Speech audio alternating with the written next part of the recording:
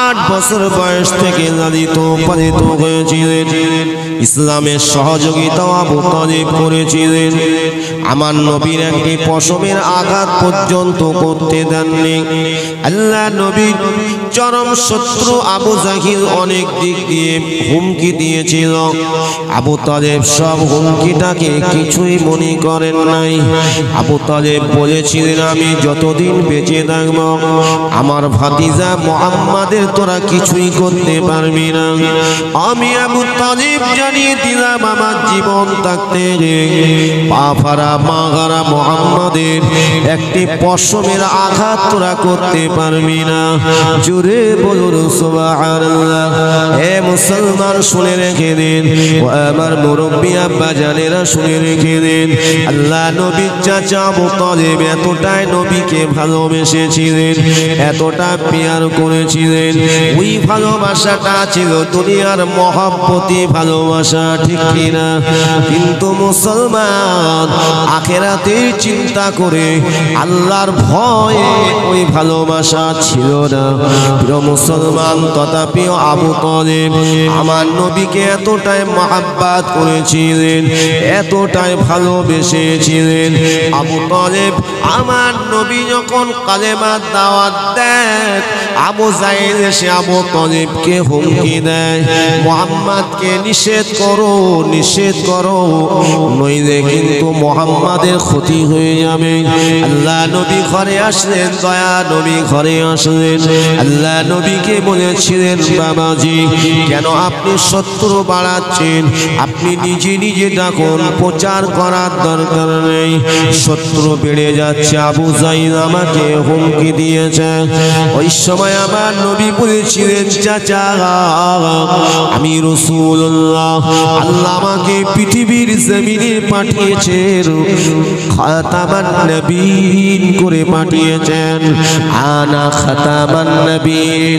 আমার নবী বলেছিলেন, চাচা আমি হলাম শেষ নবী, লা নবিয়া বাদি, আমার পরে আর কেউ নবীর দরজা নিয়ে আসবে না।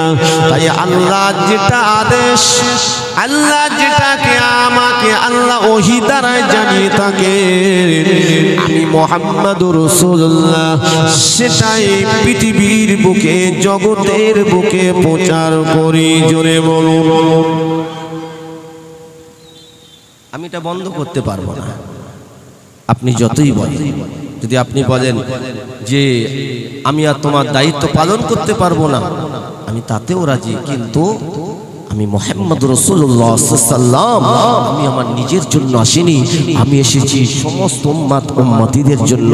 আল্লাহ পাক আমাকে রহমাতাল লিল আলামিন করে পাঠিয়েছেন, সকলের জন্য আল্লাহ আমাকে রহমত স্বরূপ করে পাঠিয়েছেন। এ মুসলমান ঘরের ছেলেরা, যুবকেরা, কেননা অন্যান্য নবীদেরকে আল্লাহ তাআলা এক একটা শহরে, এক একটা দেশে আল্লাহ নির্ধারিত করে পাঠিয়ে দিয়েছিলেন, ঠিক কিনা? এক সময় 5 জন 10 জন 20 জন নবী পৃথিবীর জমিনের দিনের দাওয়াত দিয়েছেন। এক এক শহরে, এক এক নগরে কালেমার দাওয়াত দিয়েছেন। কিন্তু আল্লাহ পাক, আল্লাহ তাআলা আমার আপনার নবীকে तमाम বিশ্বের নবী রাসূল করে আল্লাহ পাঠিয়ে দিয়েছিলেন। কোন নির্দিষ্ট একটা জায়গার জন্য তিনি নবী হয়ে আসেননি। এই জন্য আল্লাহ পাক কোরআন পাকে জানিয়ে দিয়েছেন, ওয়ামা আরসালনাকা ইল্লা রাহমাতাল লিল আলামিন। আমার নবীর মধ্যে আল্লাহ কত দয়া, কত মায়া আল্লাহ দান করেছিলেন। দেখেন, চাচা আবু তালিব মৃত্যু শয্যা, বিছানা শয্যা হয়ে পড়ে আছে। আল্লাহ নবী বারবার কালেমার দাওয়াত দিয়েছে। চাচা আবু তালিব কর্ণপাত করেনি, কিন্তু আবু তালিব জানতো মুহাম্মদ যা বলে সত্য কথা বলে। মক্কার কোনো মানুষ এটাকে অস্বীকার করতে পারেনি। সকলে আমার নবীকে আল আমিন বলে সত্যবাদী বলে জানতো। জোরে বলো, আমার নবীকে এমনই তারা মানত। ওই মক্কা জমিনে আবু জাহিলের দলবলেরা গরিব অসহায় দুর্বলদের উপরে অত্যাচার করত, এতিমদের উপরে অত্যাচার করত, এতিমদের মালমাত্তা লুণ্ঠন করে নিত। ওই যুগটা এত পরপর কঠিন যুগ ছিল, যে যুগটাকে বলা হতো আইয়ামে জাহিলিয়াতের যুগ। ওই কঠিন যুগে পরপর যুগে আল্লাহ পাক আল্লাহ তাআলা আমাদের প্রিয় নবীকে পাঠিয়ে দিয়েছিলেন। ও ভাইজানেরা, স্বর্ণ যুগ আল্লাহ পাক নবীর ওসিলায় আল্লাহ ফিরিয়ে দিয়েছিলেন। এ ভাইয়েরা, মক্কার মানুষেরা তাদের মালমাত্তা চোট হয়ে যাওয়ার ভয়েতে তারা কি করত জানেন? গোপনে রাতের অন্ধকারে আল্লাহ নবীর কাছে চলে আসতেন।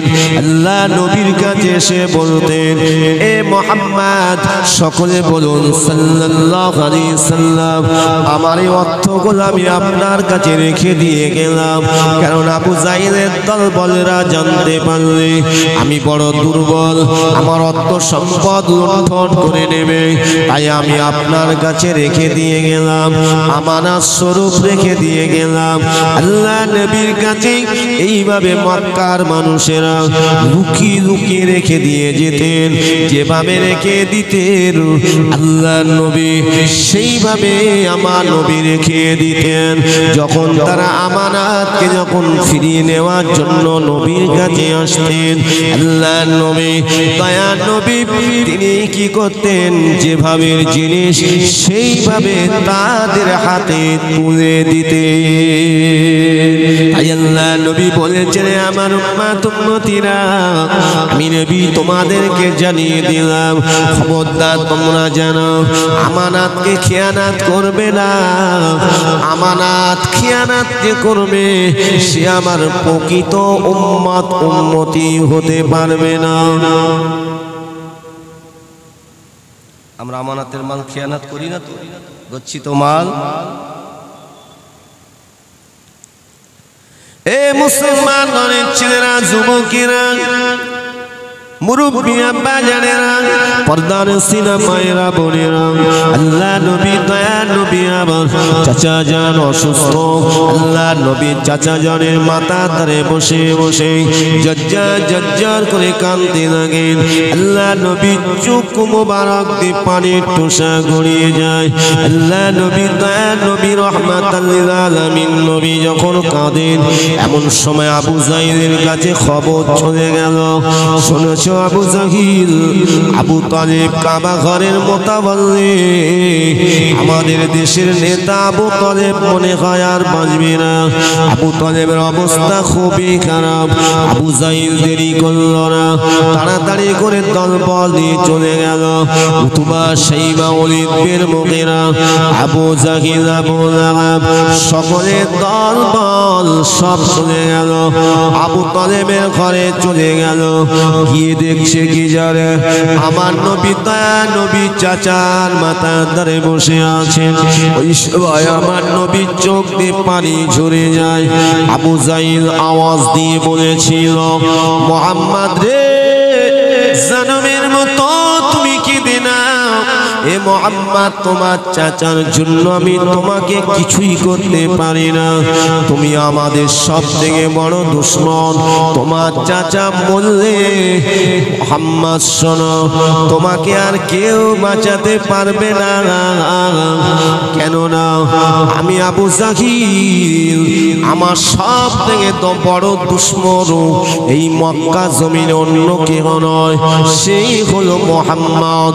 ওই সময় আবু জাহিল যখন এমন কথা বলেছে, আবু জাহিল আরো বলতে লেগেছে, এ মুহাম্মদ শুনে রেখে দাও, তুমি ভয়তে কাঁদছো, তোমাকে কেউ বাঁচাতে পারবে না। ভাই আপনারা বলুন, বাঁচানোর মালিককে? সবাই একসাথে বলেন। আর কার এমন কথা বলছে? আমার আল্লাহ সব থেকে যিনি প্রিয়, আমার আল্লাহ জানার ওসিলায় আসমানকে সৃষ্টি করেছে, জানার ওসিলায় জমিনকে সৃষ্টি করেছে, জানার ওসিলায় ফারিস্তা কুলকে সৃষ্টি করেছেন, জিন ইনসানকে সৃষ্টি করেছে। আবু যাইদ পর্বত, ওর নাম ছিল আবুল হাকাম, মানে ও বড় জ্ঞানী পণ্ডিত ছিল, কিন্তু ওর পাণ্ডিত্যটা কোনো কাজে আসলো না, আখিরাতের জন্য কোনো উপকারে আসলো না। তাই আমার নবীকে মূর্খ বলার কারণে, আমার নবী তো হলেন পণ্ডিতের পণ্ডিত, পৃথিবীর জমিনে আমার আপনার নবীর ওস্তাদ কেউ নয়। আমার আপনার নবীর ওস্তাদ যিনি, তিনি হলেন আল্লাহ। তাই আমার নবী বেগুনা নিষ্পাপ নবী, আমার নবীর জবান দিয়ে যে কথাগুলো বার হয়েছে একটি কথাও আমার নবী নিজে ছিল না।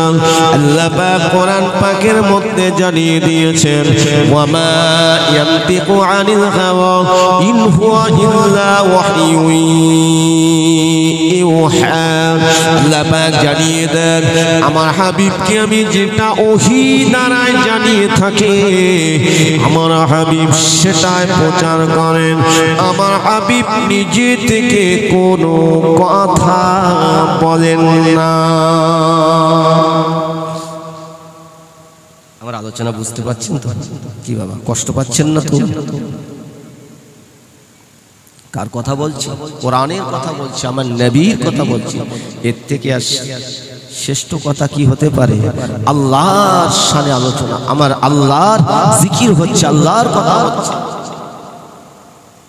কোরআন তেলাওয়াত মানে কার কথা? আল্লাহর কথা। মুসলমান নওজওয়ানেরা, হে আমার মুরব্বি আব্বা জানেরা, আল্লাহ নবী ওই সময় বলেছিলেন, এই আবু জাহেল, আমি আমার নিজের জন্য কাঁদি না, হায়াতের মালিক আমার আল্লাহ। আল্লাহ আমাকে নবী করে পাঠিয়েছেন, আল্লাহ আমাকে রাসূল করে পাঠিয়েছেন। এ আবু জাহেল, আমি আমার নিজের জন্য পৃথিবীতে আসি না, আমি রাসূলুল্লাহ সকলের জন্য এসেছি। ও আমার নবীকে মারবে পেরেছিল? পারেনি। আমার নবীকে আল্লাহ, ইসলাম কমপ্লিট হয়ে যাওয়ার পরে আল্লাহ আমার নবীকে সসম্মানে ডেকে নিয়েছিলেন। জোরে বলুন সুবহানাল্লাহ। আমার নবীর মউতটা আলাদা মওত। আল্লাহ পাক, আল্লাহ তাআলা আমার আপনার নবীর কাছে মালাকুল মউতকে পাঠিয়ে দিয়েছিলেন। আল্লাহ পাক, আল্লাহ তাআলা পাঠিয়ে দিয়েছিলেন। আমার আল্লাহ পাক রব্বুল আলামিন বলেছিলেন, আমার নবী যদি ইজাজত দেয় তাহলে আমার নবীর জাহান কবজ করবে। তাহলে বোঝেন আল্লাহ আমার নবীকে কতটা ভালোবাসেন। আর ওই আবু জাহিল বলছে কি যে মুহাম্মদ তোমার চাচা বললে তারপর তো বুঝতে পারবে, সেই ভয়তে কাঁদছো না।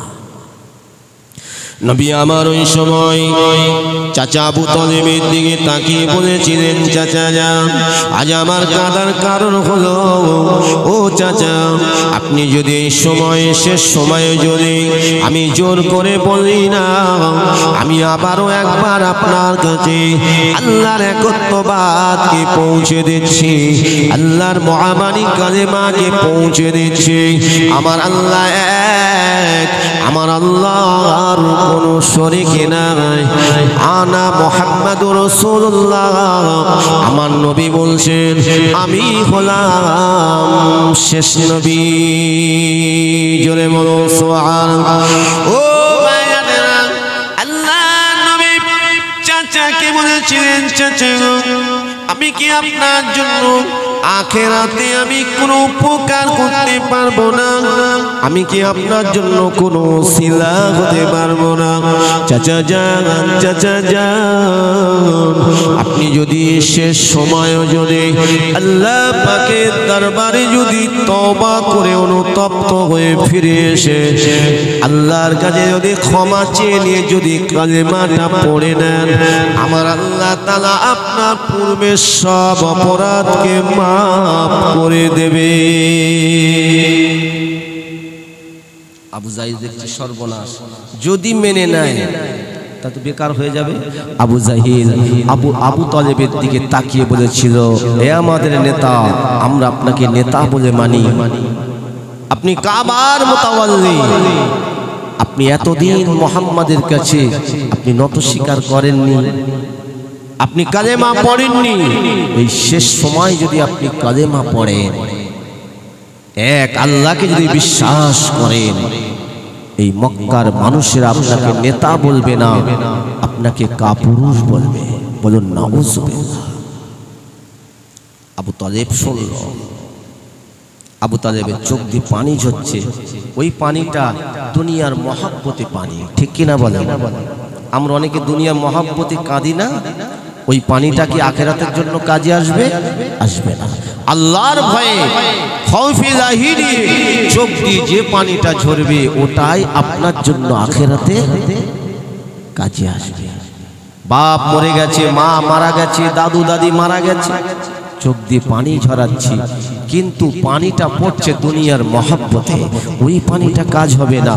যদি আপনার আখিরাতের চিন্তা করে আল্লাহর কাছে চোখের পানি ঝরিয়ে যদি কাঁদেন, আল্লাহ আমার আব্বা বিদায় হয়ে গেছে, আমার মা বিদায় হয়ে গেছে, আল্লাহ আমার আব্বা মাকে আপনি ক্ষমা করুন, চোখ দিয়ে যদি পানি ঝরে, আপনি সন্তান হয়ে আপনার আব্বা মায়ের কবরের সামনে দাঁড়িয়ে যদি দুটো হাত তুলে দোয়া চেয়ে যদি চোখের পানি ঝরা, সরিষা পরিমাণও যদি মান থাকে, কবরে সওয়াবটা পৌঁছে যাবে। জোরে বলে সুবহানাল্লাহ। আবু তালেব মাথাটা নেড়ে বলেছিল, এ ভাতিজা, আমি তোমাকে ভালোবাসি, কিন্তু আমি তোমার ওই কথাকে মানতে পারি না, তাই আমি আমার ধর্মের উপরে আমি আছি। আবু তালেবের সময় হয়ে গেল, মওত হয়ে গেল, ইমানের কালেমাটা নসিব হলো না। ও মুসলমান, আবু তালেবের যখন কবর হয়ে গেল, আল্লাহ নবী দিন দুনিয়ার বাদশা নবী আমার চাচা জানের কবর তারে মনটা বুঝেন না। আমার নবী দয়া নবী আমার চাচা আবু তালেবের কবরের সামনে দাঁড়িয়ে দুটো হাত তুলে আল্লাহ পাকের দরবারে দোয়া করতে থাকেন, ও রব্বুল আলামিন, আল্লাহ আল্লাহ আমার চাচার কবরের অবস্থাটা কি হবে, আল্লাহ আমার চাচার অবস্থাটা কি হবে। নবী আমার রোনাজারি করে কাঁদতে লাগেন, আল্লাহ নবীর চোখের পানি ঝরছে, আমার আল্লাহ থাকতে পারেন না, যেখানে আল্লাহ পাক জানিয়ে দিয়েছেন, যে আমার আল্লাহ পাক জানিয়ে দেন, যখন আমার নবীর দয়া নবীর অন্তর থেকে মুখে বলতে হয় না, অন্তরে যেটা উকি মারে, আল্লাহ পাক সঙ্গে সঙ্গে আমার নবীর ওই দোয়াটা আল্লাহ কবুল করে নেয়।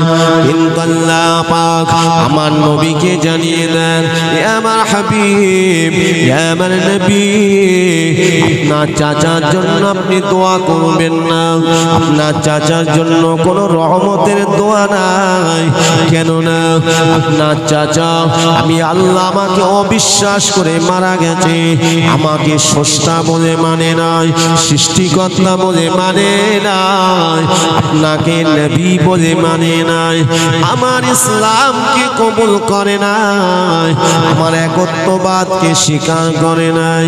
আল্লাহ পাক জানিয়ে দেন, হাবিব যে আমার নয় সে আপনারও নয়। এ আমার হাবিব আবু তালেব বেঈমানদের দলভুক্ত হয়ে মারা গেছে, বেঈমানের জন্য কোনো রহমতের দোয়া নাই, কবরে কোনো নাজাত নাই।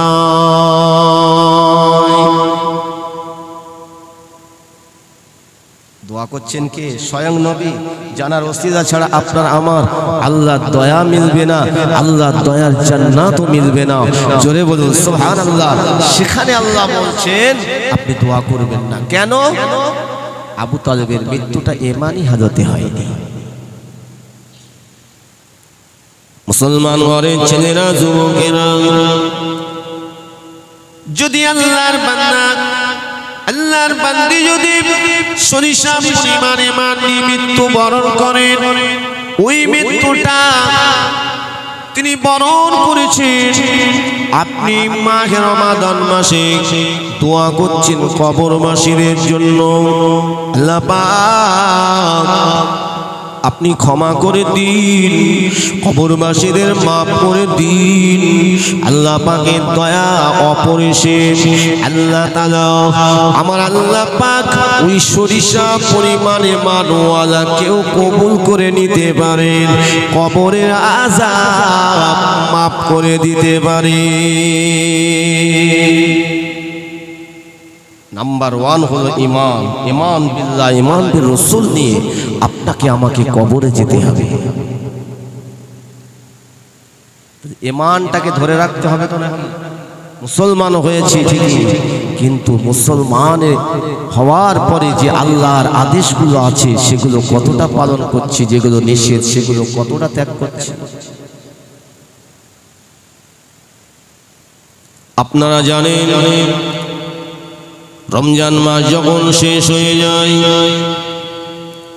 ঈদের নামাজ, ঈদ উল ফিতরের নামাজ আমরা আদায় করি। ও ভাইরা, আমার নবী সাহাবীরা আদায় করেছিলেন, নবী আমারও আদায় করেছিলেন, ঠিক কিনা? আল্লাহ নবী, আল্লাহ রাসূল সাহাবীদেরকে নিয়ে ঈদের ময়দানে ঈদের নামাজ আদায় করেছিলেন। আমার নবীর ইন্তেকালের পরে আমার নবী সাহাবীরা তানারাও ঈদের নামাজ আদায় করেছিলেন, ঈদের ময়দানে ঈদের নামাজ আদায় করেছিলেন। এ মুসলমান শুনে রেখে দিন, জেনে রেখে দিন বাবা, আপনারা জানেন আমার নবী যখন ইন্তেকাল হয়ে গিয়েছিলেন, আমার নবী ইন্তেকালের পরে হযরত আবু বকর খলিফা হয়েছিলেন।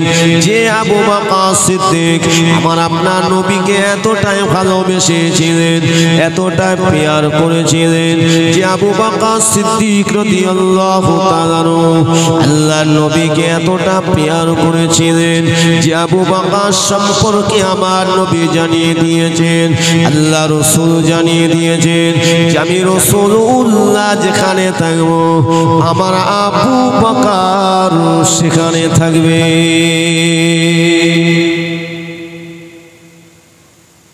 এতটা ভালোবাসা।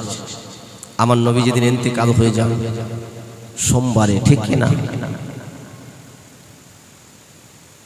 মঙ্গল, বুধবার আল্লাহ রাসূলের দাফন হয়েছে।